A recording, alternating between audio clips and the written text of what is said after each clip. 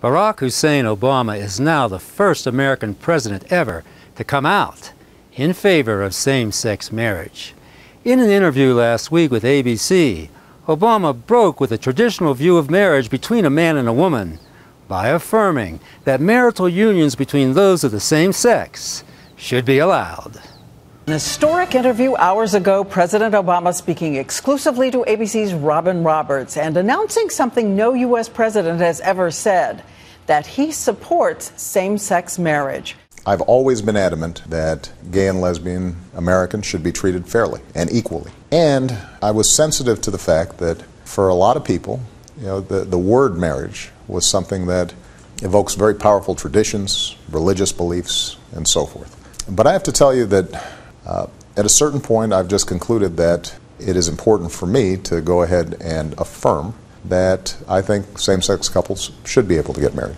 Now, some are saying that Obama's support of gay marriage is due to his own homosexual leanings, but no solid evidence for this has been produced.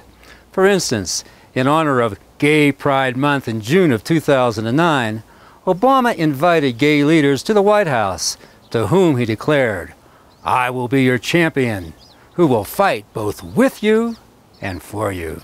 But this, including Obama's intimate embrace of one of the homosexual leaders, and even early photos of Barack in his youth, is uncertain proof that Obama is gay himself. Yes, at the meeting, Obama did confirm that he asked Congress to repeal the long-standing Defense of Marriage Act, which traditionally defines how local, state, and federal bodies are to recognize partnerships and determine benefits, yet this still proves nothing. But there is credible evidence attesting to Obama's same-sex past from a very persuasive witness, a Larry Sinclair, who's been very public about it too. In his book, Obama and Sinclair, Cocaine, Sex, Lies, and Murder, Sinclair describes how in November of 1999 in Chicago, he personally engaged in sexual activity with Obama in the back of a limousine and later in his hotel room. Notably, on June 18, 2008, before a large crowd at the National Press Club in Washington, D.C., Sinclair disclosed in a very believable testimony significant details of the homosexual liaison that took place between himself and Obama in 1999. In regards to the Obama incident, I flew out of Colorado Springs, Colorado to Chicago on November 2nd, 1999. Arriving in O'Hare early in the morning of November 3rd. I made reservations at the Comfort Inn and Suites in Gurnee, Illinois, based solely on the location to the training center. On November 5th, 1999, I hired the services of 5-star limousine. On November 6, 1999, I asked the limo driver, whose name I now reveal for the first time, Jagir Paramit Mutani, if he knew anyone who would like to socialize and show me Chicago. Mr. Mutani said he knew someone who was a friend of his. On November 6, 1999, after picking me up at the hotel in Gurnee, and this is significant, Mr. Mutani used his cell phone to make a call. That call was made to then Illinois State Senator Barack Obama to set up an introduction between myself and Senator Obama. Upon arriving at the bar and exiting the limo, Senator Obama was standing next to Mr. Mutani, and I was introduced to Senator Obama by name. Later that evening in a bar which I believe was called Alibis, and I state believe because I have failed so far to get Citigroup to provide the credit card receipts that has the actual name.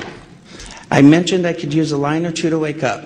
Senator Obama asked me if I was referring to coke, and I stated I was. After stating I was, Obama stated he could purchase cocaine for me and then made a telephone call. Senator Obama and I then departed the bar in my limousine and proceeded to an unknown location where Senator Obama exited the limousine with $250, which was provided to him by me. Returned a short while later with an 8-ball of cocaine, which he gave to me. I did ingest a couple of lines of cocaine, and shortly thereafter, Senator Obama produced a glass cylinder pipe and packet of crack cocaine from his pocket. Obama then smoked the crack cocaine. I performed fellatio on Senator Obama in the limousine during the time Senator Obama was smoking crack cocaine, after which I had the driver take me to my hotel, the Comfort Suites, Gurnee, Illinois. The following day, November 7th, 1999, Senator Obama appeared at my hotel room, unannounced, uninvited, where we again ingested cocaine and I again performed fellatio on Senator Obama. No sooner was the meeting over than Sinclair was arrested and led away in handcuffs with no charges attached. An involvement of then Senator Joe Biden surrounding the arrest was afterwards reported. Biden, it is alleged, informed authorities a few days before the press club meeting that Sinclair was a fugitive of justice. However, others see Sinclair's arrest as a miscarriage of justice, drawing the conclusion that Larry Sinclair became a political prisoner at the bidding of Obama operatives.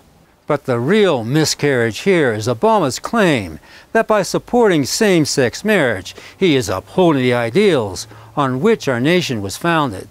Not true. America's founding fathers upheld the role of the traditional family as the foundation of national morality. But surrounded by Jewish special advisors, radical socialist Valerie Jarrett, ad man David Axelrod, and Zionist shill Joe Biden, Obama has toppled all that was left of our national morality by advocating in support of same-sex marriage, the unnatural, unseemly, unchristian, deviant act of homosexuality. As D.V. Kidd puts it, there's nothing gay about men engaging in bowel movement sex in each other's rectums and feces who end up dying of AIDS. America is now in the throes of a spiritual crisis, and it's going to take a whole different kind of leadership than what Obama or even Romney has to offer to bring health and healing to our fallen, morally wounded, leaderless nation.